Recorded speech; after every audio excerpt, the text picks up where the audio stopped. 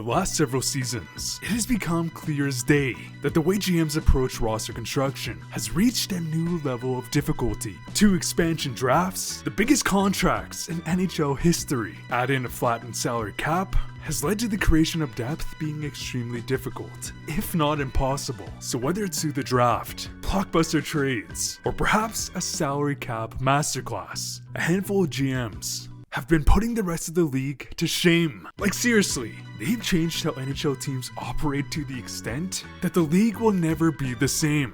What do I mean, you ask? In this video, we're gonna go over 3 GMs and rank the 3 aforementioned strategies on a 1 to 10 scale, with the goal of determining who is the best GM in the league. Comment down below and rank your team's drafting, trade, signing, and cap management. I'd love to see what you come up with. And we are so close to 100K, oh my goodness. And you would really make my day by helping me get there.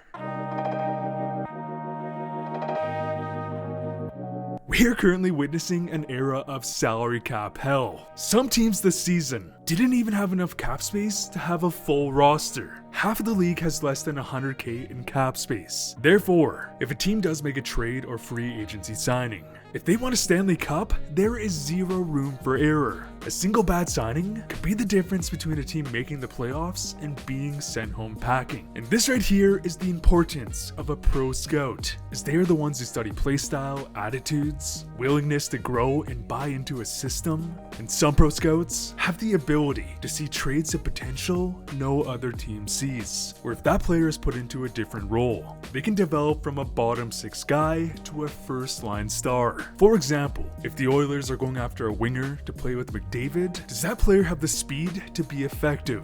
Does that player have the strength and conditioning to win board battles? With the puck skills to ensure the play goes back to McDavid? Does that player have attitude issues that will disrupt team culture? These are simple but crucial questions every pro scout has to ask before a GM acquires a player. As we have seen time and time again, how simply adding an elite player by no means guarantees success. The Rangers would add Patrick Kane last season, yet they would see a first round exit. The Colorado Avalanche would pay a king's ransom for Arturi Lehkonen, a depth scorer who has scored some big goals. However, Lehkonen ended up being a game breaker in the Avs Cup run, as he was a perfect fit. And during Joe Sakic's time as GM, he has made several blockbuster deals. Whether it was flipping Matt Duchene for what ended up being Bowen Byram and Samuel Girard, or committing highway robbery, as he would acquire Devon Taves for 2 second-rounders, 3 defensemen that proved pivotal in their Stanley Cup run,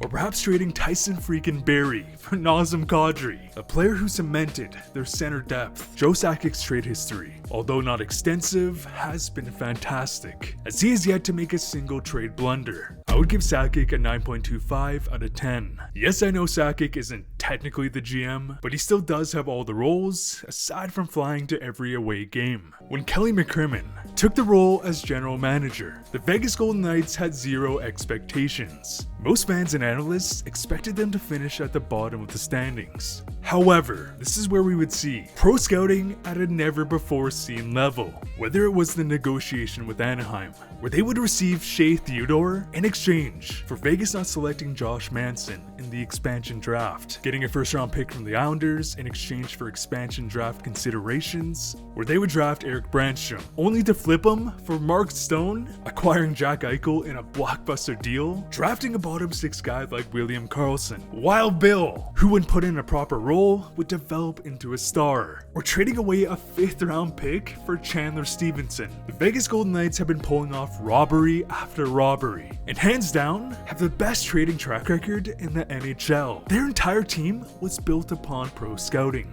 Kelly McCrimmon from day one would set out to build this team with a focus on winning culture, as there were some instances where he would pass on more proven players because he was focused on players who were driven, players who would do anything for the win. They easily earn a perfect 10 out of 10. Okay, this is where things get interesting in the trade department. All GMs have their strengths. For Vegas, it has clearly been pro scouting. But for Steve Yzerman, it has not been about trading for players. Rather, it has been about trading away players for draft picks. Whether it was trading Steve Downey for a first round pick, which he would use to draft Andre freaking Vasilevsky, trading up last second to draft Braden Point, trading Hronek in a deal surrounding a mid-first round pick, which to be honest is a bit questionable, but he would get one of the top D-man prospects in the world in Axel Sandin Pellikka, as Steve Yzerman's entire game plan revolves around drafting and development, as this guy is pretty damn good at constantly finding those hidden gems. And don't get me wrong, he has made some slam dunk trades involving players, as he would flip Drouin for Mikhail Sergachev, and this past season, he would acquire Alex DeBrincat, alongside of signing NHL vets with Stanley Cup experience. Some of these signings have led to Yzerman getting a lot of flack, but the man is clearly confident in his drafting. And when you sign a guy like Perron or perhaps JT Compher, these kind of players bring winning culture that has proved to be crucial when developing young stars. Even though some trades like for Vasilevsky turned out to be slam dunks, I'm not going to put too much value on the potential of a draft pick. So I would give Yzerman an 8 out of 10.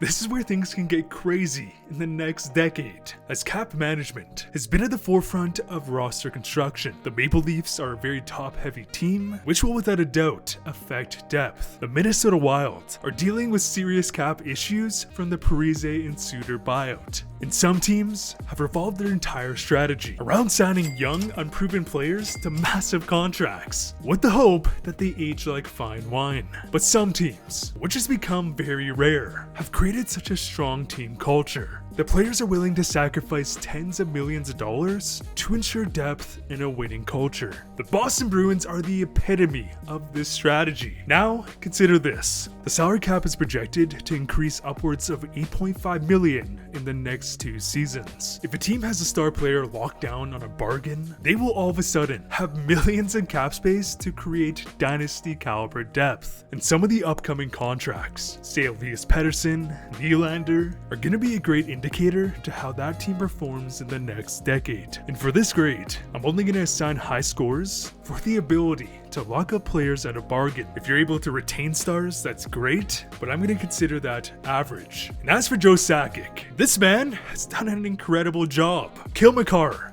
who is starting to create the argument as the greatest defenseman in NHL history, is locked in until 2027 on a $9 million contract. In what world is Darnell Nurse, Seth Jones, and Zach Werenski making more money than Cale Makar? He would also lock up Nichushkin, Landeskog, Devon Taves on great deals. Now, Nathan MacKinnon would get a payday, but considering he's coming off a great contract, this is his last big deal, and is locked up for the entirety of his prime. His contract is fine and well deserved. I would give Sakic a 9.25 out of 10, and I guess we'll see if he can pull off his magic for the Mikko Rantanen extension.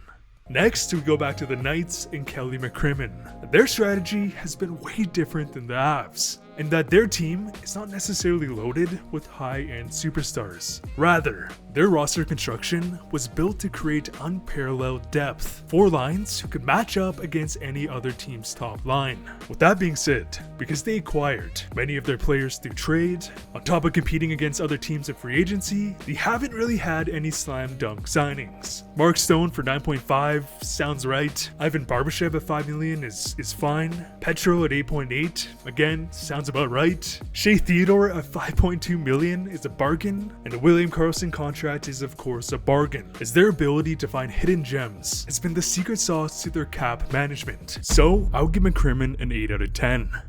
And as for Steve Yzerman, he's had a very different strategy, one we haven't seen fully come to fruition. Instead of making big splashes in free agency, Yzerman focuses on the drafting and development of players, and once they have proven themselves, he locks them in long term.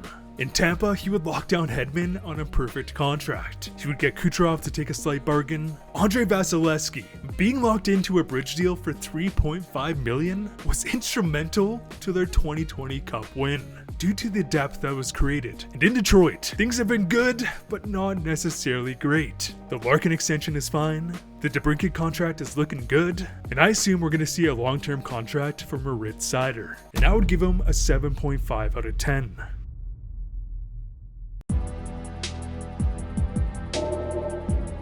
Now that the NHL has 32 teams, with rumors of a 33rd team on the way, being successful in the draft has never been more important when it comes to creating depth. Think about the optics here. Even with 2 expansion teams, that is upwards of 40 players, taken away from the rest of the league. Not only that, unless a team finds a disgruntled star in a contract year, it has become nearly impossible to find a number 1 defenseman or number 1 center. So, how do they stack up? On this graphic, we have Joe Sakic's top draft picks, and from this list, he's drafted 4 franchise players, 1 star player on the come up, and 2 depth players. Sakic has hit home runs on the picks that matter, as McKinnon, Makar, and Rantanen are all top players in the league. However, he has struggled when it comes to drafting those depth players. But considering his cap management and trade record, he's been able to compensate by acquiring his depth elsewhere. So, I would give him an 8.5.